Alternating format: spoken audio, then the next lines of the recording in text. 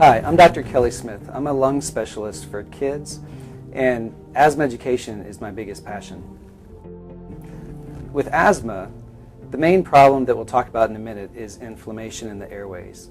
But really, in my opinion, asthma is about education and communication. Because once we get the education and the communication parts established, and you can understand why we're using the medicines that we're using and why we're asking you to take the treatments that we ask you to take or for your child, it's a lot easier to understand. And once you understand something, it's a lot easier to control. The goal of asthma treatment is that you should need to use your rescue inhaler less than twice a week. You should have a nighttime cough less than twice a month, and you should need those oral steroids like prednisone less than once a year. If you're needing prednisone more than once or even twice a year, then something's not right, and we need to improve your asthma control. With asthma, you should almost never be in the ER, and you should almost never ever have to be in the hospital, with extremely few exceptions. So those are some of the things that we want to focus on today and to let you as patients and as parents understand. So we're going to spend a few minutes, we're going to divide this up into chapters and talk about the different aspects of asthma and break it down in a way that's clear and easy to understand. First, I want to talk about some misconceptions. Most people, when they think of asthma, they think of what their friends had in high school or what they had as a kid when they were growing up, and they think of a kid sitting on the sideline with a puffer, with a spacer, not being able to keep up with their friends. That type of asthma shouldn't even really exist anymore. These days, if you have asthma, there's almost no reason you shouldn't be an Olympic athlete. If you have the God-given talent to be a gold medalist and your asthma slows you down, then either I'm not doing my job giving you the right medicine or you're not doing your job taking it like you're supposed to, almost without exception. And that's obviously not the case for everybody, but that's the take-home message, and that's what we really want you to understand. We want you as parents and as patients to set your expectations much higher. When you're in PE or recess on the running with your friends and playing, you should be able to keep up with them without any problems. So we're going to talk about those things today. One of the first things that we usually talk about with the parents or the patients is what asthma is. You can use the analogy that there's about 32 different flavors of asthma. When most people think about asthma, they think of what their friends had in high school, where they're sitting on a sideline with their puffer, and they think, well, that's not my child. My kid's not doing that, so it can't be asthma. But the truth is there's many different types of asthma, and we'll talk about those in more detail in a minute. But at the end of the day, it all comes down to swelling and inflammation in the lower airways. Other questions parents ask is, will my child ever outgrow asthma? About half the kids who are toddlers who have asthma outgrow it by the time they're age 6. It's just hard for us to tell, it's actually impossible for us to tell which kids are going to outgrow it and which ones aren't. But I don't want my kids or anyone else's kids taking more medicine than they absolutely need. And so as an asthma specialist and as your primary care physician will also tell you too that they don't want their kids or your kids taking any more medicine than they absolutely need. So they're going to work with you very closely to help decrease the amount of medicine that they're taking as much as possible so that you get the most benefit with the least amount of medicine and the least amount of side effects and risks.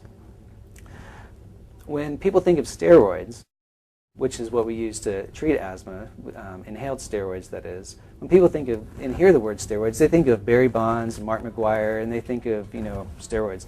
But the truth is, with the inhaled steroids that we use, and we'll talk about those more specifically in a few minutes, when you use those inhaled steroids, it's such a small microscopic dose that if you take a medium-sized dose of an inhaled steroid twice a day, every day for a year, you still get less steroid in your body in that year than you get in 1 day's worth of prednisone. So when you're here in the ER and you're needing prednisone for about 5 days, that's about 5 years worth of an average asthma controller medicine. So when parents come in like this and they say, I don't want my kids taking steroids, once they understand that, then they realize, well, the best thing to do is just to take a little bit of prevention medicine on a daily basis so that you don't need to take the prednisone, hardly at all. That's one of the most important take-home factors for a lot of parents when we talk about asthma initially. The next couple segments, we're going to focus on understanding what we call the pathophysiology of asthma, which is what happens medically in the lungs. We'll go into some detail with that so you can understand and see for yourself firsthand exactly what's going on and how these medicines are working. Then we're going to talk about the different medicines we use and why we use the medicines that we do. And then also we're going to talk about the early warning signs with asthma. one of the things that you'll see is that asthma attacks usually come on over 2 to 3 days. So I want to spend a lot of time talking about the early warning signs so that you can pick up on the asthma symptoms in their earliest stages, because asthma is one of these things that if you nip it in the bud, it's easy to keep it under control. Once it gets out of control, it's a lot harder to get it back under control, and you have to use a lot more medicines, which we don't want to do unless we have to. And then at the end, we're going to talk about triggers that can trigger your asthma, such as viruses, colds, of course, allergies, and things in the environment, such as cat dander, dust, cigarette smoke, and so forth. And then lastly, we'll give you resources that you can use for further education that you can seek out on your own.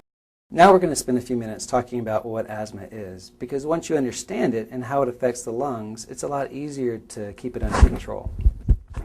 There's lots of different types of asthma, but no matter what kind of asthma you have, it almost always affects your small and your medium airways. And once you understand this concept, you can understand about 75 or 80% of what you really need to know to control asthma. So we're going to spend some time talking about this. So asthma of any kind affects your small and your medium airways. Normally, the walls of the airways are nice and thin, and the airways nice and open, and it's really easy to get the air in and out. But with asthma of any kind, the main problem you get is lots of swelling and inflammation in the walls of the airway. And that makes the opening a lot smaller, so it's hard to get the air in, and it's especially hard to get the air out. And that's where a lot of the wheezing comes from. And when you have that swelling and inflammation, just like in your nose, when you get swelling and inflammation in your nose, you get lots of snot and mucus. Well, when you have lots of swelling and inflammation in the walls of your airway, you get lots of mucus there too, and that clogs up the airways even more. So that's two things that make it hard to breathe. And as if that's not enough, you also have these muscles on the outside that normally are nice and relaxed. But when you have lots of swelling and inflammation and redness and mucus going on, those muscles on top get real irritable and twitchy, and they want to squeeze down and clamp off the airways even more. So when you give you or your child albuterol or Xopenex, those are your rescue medicines. And what they do is they relax those muscles. But that's all they do. It doesn't do anything at all for the swelling and inflammation and redness and mucus. And like we said earlier, that's where the main problem is. Because if it wasn't for that, those muscles on top wouldn't be so irritable and twitchy to begin with. So how do we treat that? Well, that's where the prevention medicines come in, like inhaled fluticasone or budesonide and a whole host of other medicines that we'll talk about in a minute. I don't want to spend too much talking about specific name brands because these medicines are obviously going to change year to year and over time. But the concept of controlling the asthma with the preventative medicine stays the same. So that's where these prevention medicines work. And the way it works is you inhale it and it lands here and it works here, but they don't work right away. It usually takes about 2 weeks for these inhaled steroids to kick in and about 4 to 6 weeks to get the full effect. And what happens during that time is your asthma goes from, your airways go from looking like this to more like this. And then when you get a cold or the flu or your allergies act up or something triggers your asthma, you're starting off here rather than starting off here. So you have a lot more room to work with before you start coughing and wheezing, getting chest tightness and shortness of breath. So asthma is all about prevention. It doesn't take a lot of medicine, just a little bit on a daily basis to keep it under control. So next I want to spend a few minutes talking about using these medicines the proper way. Because if you use the medicines with the right technique, they work much better and you get a lot more benefit from using the medicines. First, there's the nebulizer machine, which you can put the medicine inside of the nebulizer cup, and when you turn the machine on, it provides a mist that you can inhale into your lungs.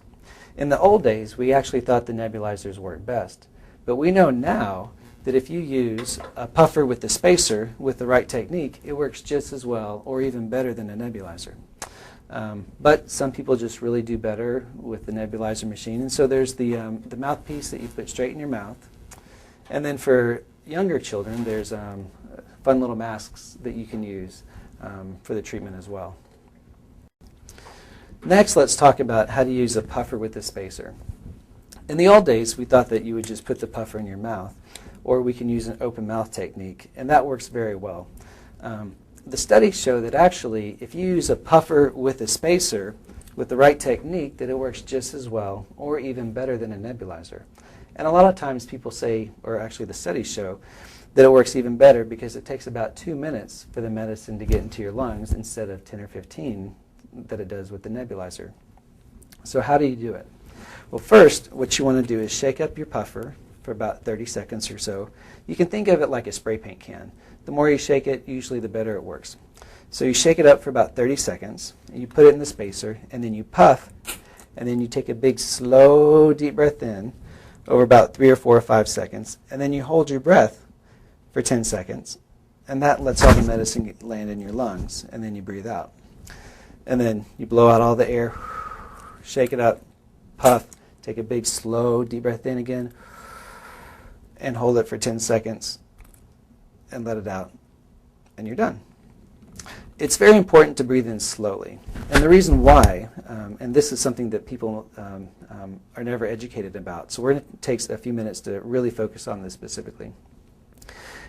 The reason why you want to breathe in slowly is because when you push the puffer, the medicine comes out in these big fat droplets. And the spacer lets those big fat droplets turn into this fine mist. And that fine mist can get into the small parts of your lungs where the asthma is. So when you inhale the medicine, it has to go through the spacer and through your mouth, and when it gets to the back of your throat, it has to make a sharp 90-degree turn to get down in your lungs. If you breathe in too fast, the medicine's going so fast that what happens when it gets to that sharp corner, it all crashes in your throat. And then you swallow it, and it goes to your stomach, and you absorb it, and very little actually gets in your lungs. So for little kids, I tell them that it's like cars and trucks going down the road real fast, and if they go too fast, they all crash. So you have to breathe in slowly so the medicine can make that sharp corner without crashing and then get into your lungs and like it's supposed to. Some spacers, and the most common ones have this, they have a little whistle mechanism on there, and it's not supposed to whistle. If you hear the whistle when you breathe in, it means you're breathing too fast. It means all the medicine's crashing in your throat. It means you need to slow down. I tell the little kids that that's a police officer's whistle. If you hear the whistle, that's a police officer telling you you're speeding. You have to slow down. So I'll demonstrate it once, just for good measure. So you shake it up, puff. You shake it up, either this way or this way for about 30 seconds. And you puff, and then take a big, slow, deep breath in over 3 or 4 or 5 seconds, and hold it for 10 seconds. And let it out. Did you hear that whistle a little bit just then? That means I was breathing in a little bit too fast. I needed to slow down and do it again. So once you get the hang of it, it's actually very easy to use. It just becomes a habit. So that's how you use a puffer with the spacer with the right technique. There's other spacers that you can use. This is the most common type for when you're about age 6 or 7 or above. For kids that are younger than 6 or 7 and can't really take that big breath in and hold it, we use a spacer with a mask. These are some of the most common types. The orange one is for infants, babies that are in the NICU or really young. And we can use these spacers down to kids in the NICU. Then the other the deck size up that we use for toddlers and kids up to about age 6 or 7 is one with the mask. And you can either use this one or you can use one of these that has a detachable mask. And the technique is slightly different. What you want to do is you shake it up for about 30 seconds, of course, and then you put it in here and you puff, and you have a nice tight seal on the child's face, and you let them breathe back and forth about 6 or 8 times. And you'll see a little one-way valve right here move back and forth. And you'll see that valve move back and forth about 6 or 8 times. And that's how you know they're getting the medicine in their lungs. And that's the first puff. And then you shake it up, puff, do it again, take another 6 or 8 breaths, and you're done. Another type that I want to show you that is actually very popular, especially among teenagers, this one's actually called an Optihaler. The studies show it doesn't work quite as well as the other ones, but it's very convenient because instead of using this L-shaped bracket and instead of carrying 2 things with you, this actually can fit inside, and it can be stored like this, and it can fit in your pocket or your gym bag very easily. The way that you use this one is you take it out and you put the canister here like so, and it's really the same technique. You shake it up and you puff, and take that big, slow, deep breath in and hold it 10 seconds and let it out, and then repeat. Exactly the same technique. This one does not have a whistle on it, but I want to point this out because oftentimes teenagers especially don't want to carry a puffer and a spacer with them in their pocket or their purse or their gym bag. And we know that if you use a puffer by itself, it doesn't work nearly as well as with the spacer. So if you use this one, it's a lot easier to carry, and it's easy to keep in your gym bag or at the school nurse for rescue. The other types of medicines that we have are called dry powder inhalers. There's a couple different types. These are just a few of them. There's the discus device that comes in different medicines, and then there's a turbuhaler device. The way that you use these is it's pretty simple to do. First you open it, and then it has a little lever that you click to activate the medicine. And then basically you hold it like a hamburger and suck on it like a milkshake. Just take one big, slow, deep breath in and hold it 10 seconds, and then let it out, and you're done. So it's very simple, very easy to use, very easy to teach, especially for a primary care physician. Hold it like a hamburger, suck on it like a milkshake or a juice box or whatever your reference is. So briefly, I'd like to talk for just a minute or two about peak flow meters. We don't really use these very much anymore. Actually, we know that your symptoms change with asthma about 2 to 3 days before your peak flow numbers do. So we don't really even recommend doing this. In fact, we like to keep asthma treatment simple as possible. So this is something that we can usually leave off. However, some people can't perceive their symptoms. They can't tell that they're having chest tightness or shortness of breath, and they might not have any idea that they'll have to go to the emergency room later that day.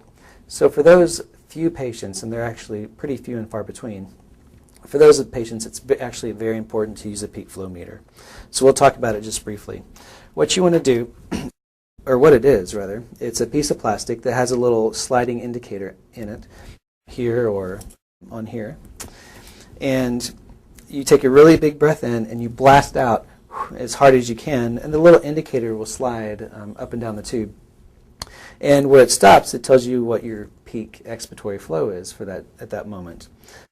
Your physician will help you put a sticker on here that says what your green zone is, what your yellow zone is, and what your red zone is.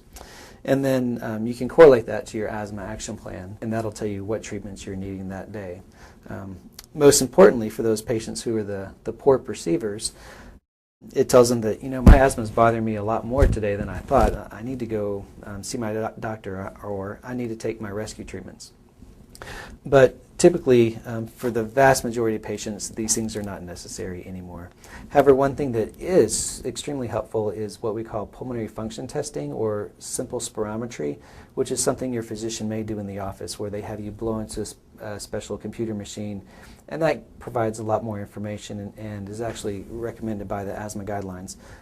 In fact, these peak flow meters are not even recommended by the asthma guidelines anymore, except for those patients who are the poor perceivers. One of the most important things you need to get from your physician is what's called an asthma action plan. And what it is, it's a piece of paper that can look like this or like this. There's lots of different ones out there. But what it is a piece of paper that says that what you should take every day to control your asthma, what you should do when your symptoms increase and you start to have coughing, chest tightness, wheezing, and so forth, and then what to do when you have severe symptoms and when to go to the urgent care clinic or the emergency room. So first we're going to talk about the prevention plan. Some people call it the green zone. And these are the medicines you take typically twice a day, every day, rain or shine, no matter what, till you and your physician sit down and talk about it otherwise. While you're in the green zone, you should be running and playing full speed, keeping up with your friends, having completely normal activity levels, and so forth. You need to watch for the very early warning signs while you're in this zone, because usually asthma attacks come on over 2 to 3 days. One of the biggest problems people make is they don't realize or recognize the very early warning signs, and they wait till their symptoms are very severe to start treating them. And at that point, it's too late. The horse is out of the barn, so to speak. You have to use a lot more medicine to get it back under control. So one of the most important things you can do is focus on the very early warning signs. And that is, you'll start to feel like you're starting to come down with the cold, or maybe your allergies are starting to act up. You can't always put your finger on it, but you can just tell that there's something going on. Something's not quite right. Those are the very early warning signs. You might have a stuffy or runny nose, nighttime cough, itchy, scratchy, watery eyes or throat, or if you use a peak flow meter, your peak flow meter might be a little bit lower. You don't have to take your rescue medicines then, but I want you to pay really close attention, because usually over the next day or two is when you'll start to have more symptoms like coughing, wheezing, chest tightness, shortness of breath. And that's when you want to jump on it right away and use your rescue medicine, which is the albuterol or the Xopenex. And you can use the puffer with the spacer, 2 to 4 puffs every 2 to 4 hours as needed. That's typically what we do. Your doctor might tell you otherwise, but something along those lines. Or you can use the rescue medicine in the nebulizer every 2 to 4 hours or so as needed for your symptoms. Typically, if your symptoms are going on for more than 24 to 48 hours, or if they're getting worse and not better, that's when you need to seek treatment and talk to your physician and see what else he or she recommends that you do to get this under control.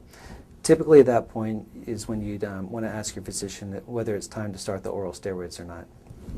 That's the rescue plan. That's the yellow zone that we often talk about. Then the last zone is what some people call the red zone or the emergency zone. At that point, if you might have a really hard time breathing, trouble talking or walking, or you might not even be able to talk in complete sentences. You might have constant coughing, your lips or nails might be turning blue, you might have constant wheezing. If that happens, do not pass go, go straight to the ER or call 911. That's when you definitely need emergency treatment. The plan, though, is to stay in the green zone as much as possible, and when your symptoms start to act up, to nip it in the bud so that you never get to the red zone. And that's what asthma control is really all about, knowing what symptoms to watch for early, how to nip them in the bud before they get out of control, and how to get back in the green zone as quickly as possible. You need to talk to your physician about your own individual asthma action plan. These are general references that I've been making. This is generally what most physicians do, but every patient's unique and every doctor-patient relationship is unique, and I encourage you to talk with your physician and ask him to give you an asthma action plan that you can have. I recommend that you keep it on your refrigerator so that everyone knows where it is. Often it's important to have several copies, one for your refrigerator, one for mom's purse, one for the school, one for grandma's refrigerator, so everyone's on the same page.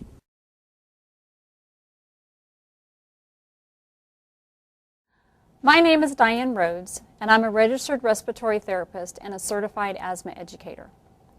I work for Northeast Independent School District, which is a school district here in San Antonio. The things I'm going to talk to you today is about how the environment plays a critical role in asthma management. Dr. Smith talked earlier about asthma. The environment plays a key role in asthma development. When you look at asthma management, it's medication as well as reducing the known environmental triggers. So what's a trigger? A trigger is anything that's inhaled. That can be a particle, a gas, a chemical, a biological agent.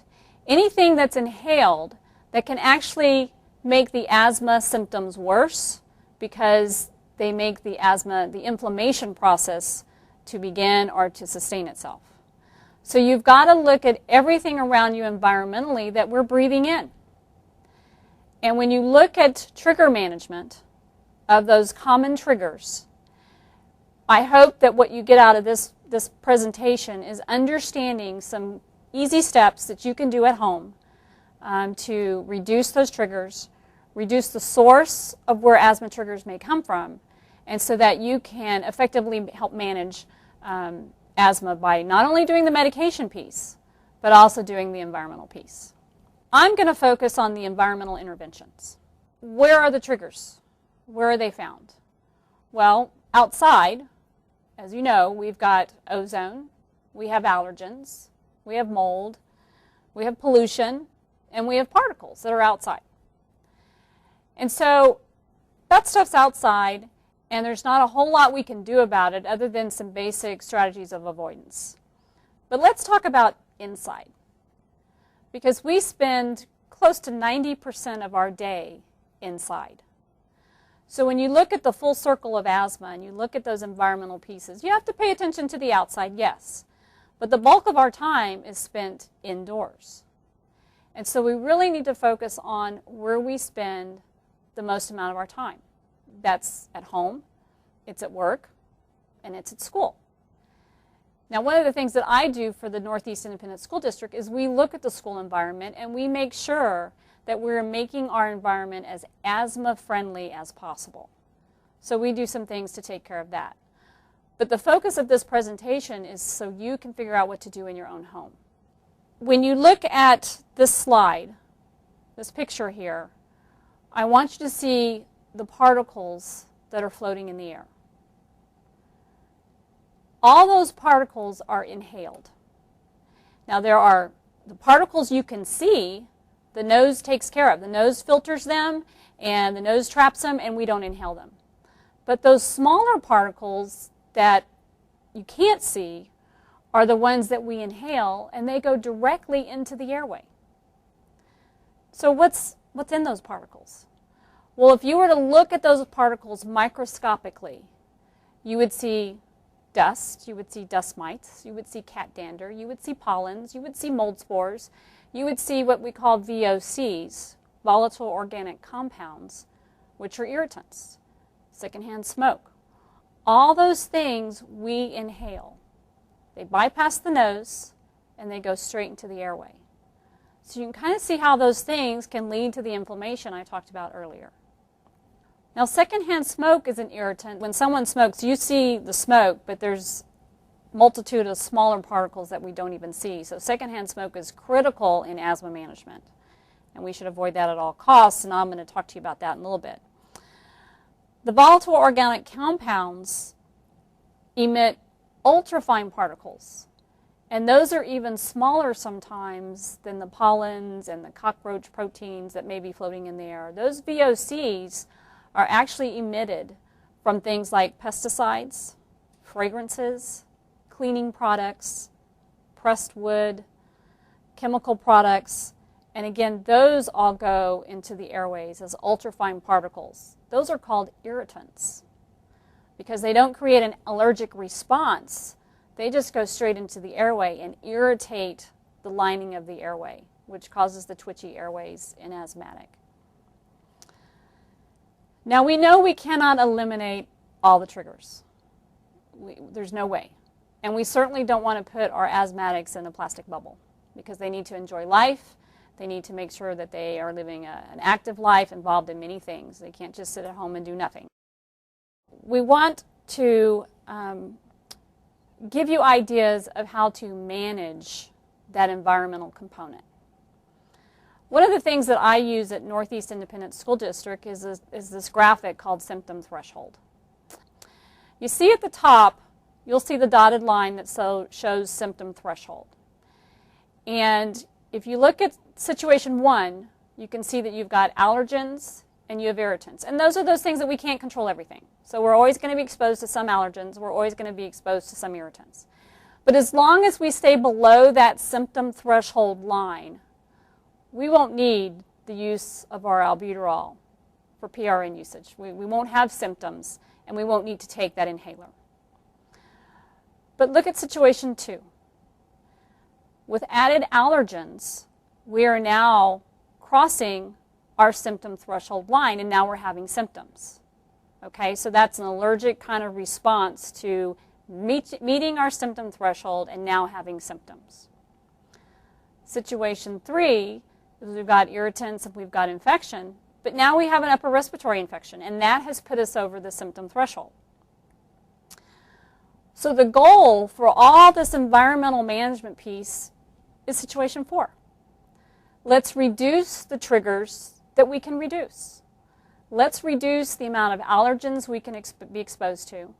Let's reduce the irritants that we have some control over, so that even if we get that upper respiratory infection, we don't hit our symptom threshold. And so what I'm going to do is I'm going to spend the rest of this conversation telling you how you can get to situation 4. Let's reduce some of those allergens. Let's reduce some of those irritants that are commonly found in our own home. There are 5 simple steps you can take in assessing your home. These 5 things, if you do these 5 things, you will eliminate a lot of the sources of where allergens and irritants come from. Those 5 steps are: the house needs to be dry. The house needs to be clean. The house needs to be comfortable. You need to control the amount of pollutants in the home, and you need fresh air. If you remember those 5 simple things, you can drastically reduce the amount of allergens and irritants in the home setting. So let's talk a little bit about each one. A dry home. Mold, dust mites, and VOCs thrive in humid conditions. Mold develops with high humidity. We can be outside and know that we've got mold issues in San Antonio. But inside the home, you do not want humid conditions. So we want to look for leaks, water intrusion, wet building materials. Check under the sinks, check around the shower area, and in the washer-dryer area. And make sure you don't have water coming into your inside environment. Cleanliness. Your home needs to be clean. We don't need to clean for looks. We need to clean for health. And so the way to clean for health is basically get rid of dust. You can use microfiber cloths that capture the dust. Damp cloth wiping removes the dust, because all those allergens, even outside allergens, can be found in indoor dust. Pollens are in there, cockroach droppings are in there, cat dander is in dust. So you need to remove the dust. You also need to remove clutter so that you can easily dust. And so if you have a home that has a lot of things that you really don't need and you can't effectively dust, that's one key place you can start. Eliminate the clutter so you can actually dust your inside environment. Homes need to have a relative humidity between 30 and 50%. And the comfort level is pretty much described by the relative humidity. And relative humidity is basically how much water is in the air. By having relative humidity below 60, you impede mold growth, you impede dust mite population growth, and like I mentioned earlier, that humidity level makes VOCs even stronger. So you want a comfortable home with a relative humidity between 30 and 50%. Control pollution. Anything you bring into the home, you need to evaluate if it's going to be emitting an odor or a scent or particles or VOCs.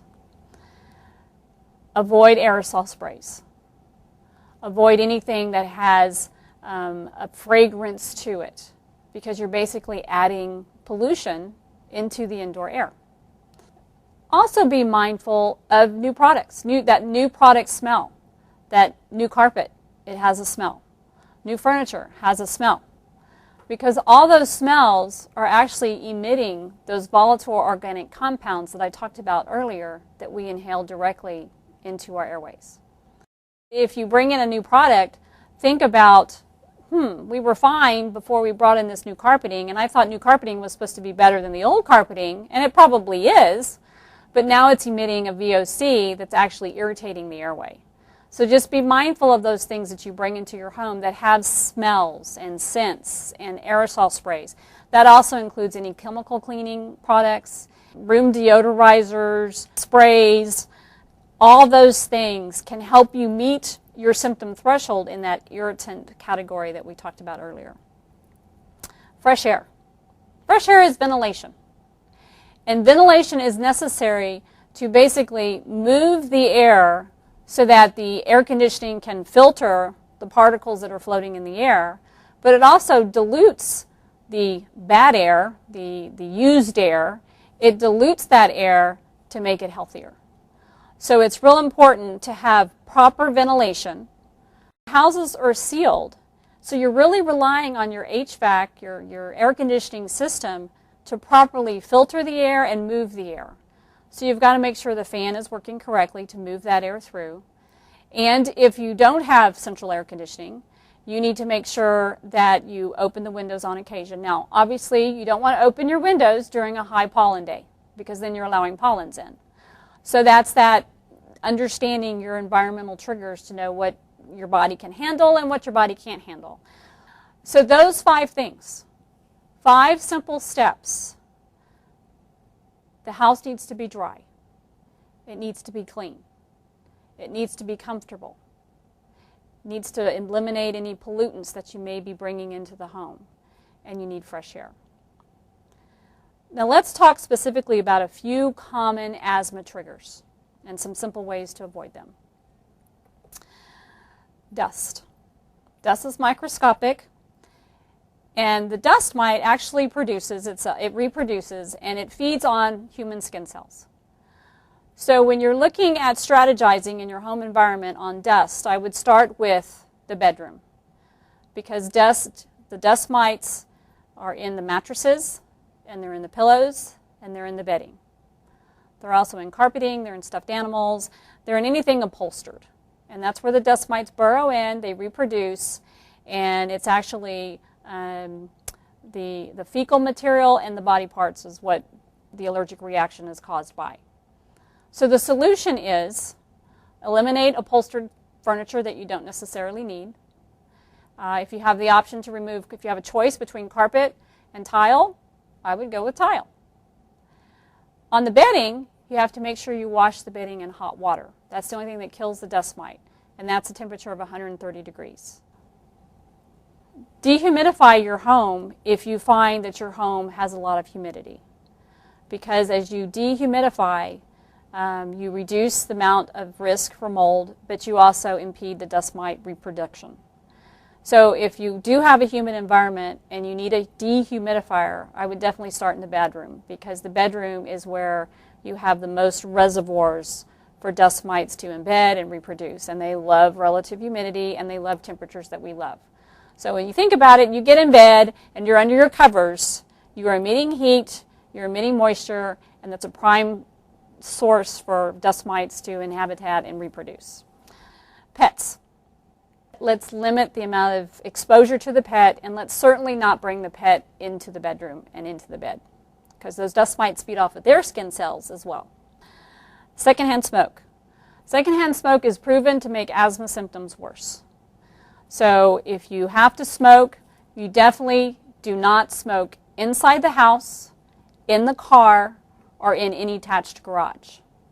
You go outside, you actually put something over you so that when you are smoking outside, that outer garment is absorbing most of the smoke smell and the smoke particles, and then you leave that outside, so when you return into the home, you're not carrying all those particles on your clothing. VOCs. Toss any unneeded chemicals.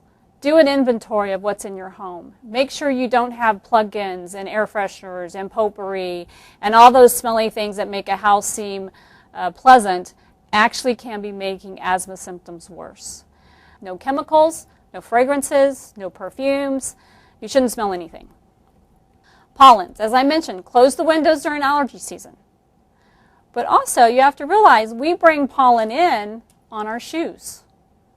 Because the pollen's out in the grass, we walk through the grass and we bring it in our shoes. So have walk-off mats, which is basically some throw rugs where you can take 4 steps as you walk into the home, and that carpet will capture those pollens on your shoes. Or develop a no shoe policy. You kick your shoes off at the front door, and so you're not bringing those pollens into the home. Pesticides. Be proactive in integrated pest management.